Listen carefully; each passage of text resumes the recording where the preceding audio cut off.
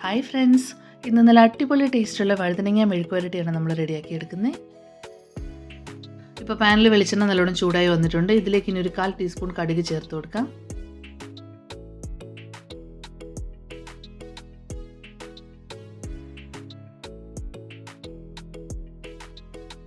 കടുക് പൊട്ടി കഴിയുമ്പോൾ അതിലേക്ക് നമുക്ക് ഒരു 4 ഇതള് വെളുത്തുള്ളി, അതുപോലെ ഒരു 6-7 ഇതള് ചുവന്നുള്ളി ഇതിങ്ങനെ ചതച്ചിട്ടെടുക്കണേ. അരിഞ്ഞെടുക്കുന്നതിൽ കൂടുതൽ ടേസ്റ്റ് കിട്ടുന്ന എപ്പോഴും ചതച്ചെടുക്കുമ്പോഴാണ്. അതിൻ്റെ പച്ചമണം ഒന്ന് മാറി വരുമ്പോൾ അതിലേക്ക് നമുക്ക് കുറച്ച് കറിവേപ്പില ചേർത്ത് കൊടുക്കാം. അപ്പോൾ ഞാൻ പച്ചമുളകോ മുളക് പൊടിയൊന്നും ഇതിലേക്ക് ചേർക്കുന്നില്ല കേട്ടോ. 1/4 ടീസ്പൂൺ മഞ്ഞൾപ്പൊടി ചേർക്കുന്നുണ്ട്. പിന്നെ ചതച്ച മുളകാണ് നമ്മൾ ചേർത്ത് കൊടുക്കുന്നത്. ഈ മെഴുക്കുവരട്ടിക്ക് ചതച്ച മുളക് ചേർക്കുമ്പോൾ ഒരു പ്രത്യേക ടേസ്റ്റാണ്. പിന്നെ ആവശ്യത്തിനുള്ള ഉപ്പും കൂടെ നമുക്കിതിലേക്ക് ചേർത്ത് കൊടുക്കാം. എന്നിട്ട് ഇതൊക്കെ കരിഞ്ഞു പോകാതെ ചെറിയ തീയിൽ വെച്ചിട്ട് നമുക്ക് നന്നായിട്ടൊന്ന് മിക്സ് ചെയ്തെടുക്കാം.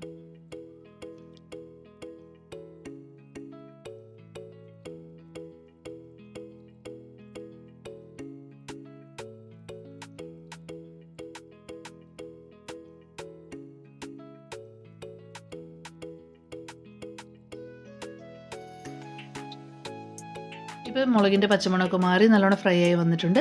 ഇനി ഇതിലേക്ക് നമുക്ക് കുറച്ച് വലിപ്പത്തിൽ അരിഞ്ഞിട്ടുള്ള വഴുതനങ്ങ ചേർത്ത് കൊടുക്കാം. തീരെ ചെറുതായിട്ട് അരിയരുതേ, കാരണം നമ്മളിത് ഇങ്ങനെ വേവിച്ച് വരുമ്പോൾ അത് കുഴഞ്ഞു പോകും.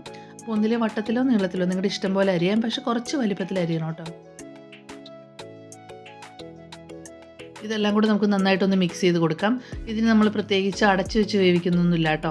വെള്ളം ഒഴിക്കുന്നില്ല, കാരണം വെള്ളം ഒഴിക്കുകയോ അടച്ചു വയ്ക്കുകയൊക്കെ ചെയ്യുമ്പോൾ അത് കുഴഞ്ഞു പോകും. നമ്മളിങ്ങനെ തുറന്ന് വെച്ച് തന്നെ ഒന്ന് തട്ടിപ്പൊത്തിയൊക്കെ വെച്ച് കൊടുത്താൽ മതി. അപ്പോൾ അത് കുറച്ച് സമയം ഇങ്ങനെ ഇരുന്ന് അങ്ങ് വെന്തോളും. അധികം വേവില്ലാത്തൊരു വെജിറ്റബിളാണ് ഈ വഴുതനങ്ങ. അത് പെട്ടെന്ന് തന്നെ വെന്ത് വരും. അപ്പോൾ നമുക്കിപ്പോൾ തന്നെ നോക്കിയാൽ മനസ്സിലാവും അത് വാടാൻ തുടങ്ങിയിട്ടുണ്ട്. അപ്പോൾ നമുക്ക് ഉപ്പൊക്കെ ഒന്ന് ചെക്ക് ചെയ്ത് നോക്കിയിട്ട് ആവശ്യമുണ്ടെങ്കിൽ വീണ്ടും ചേർത്ത് കൊടുക്കാം.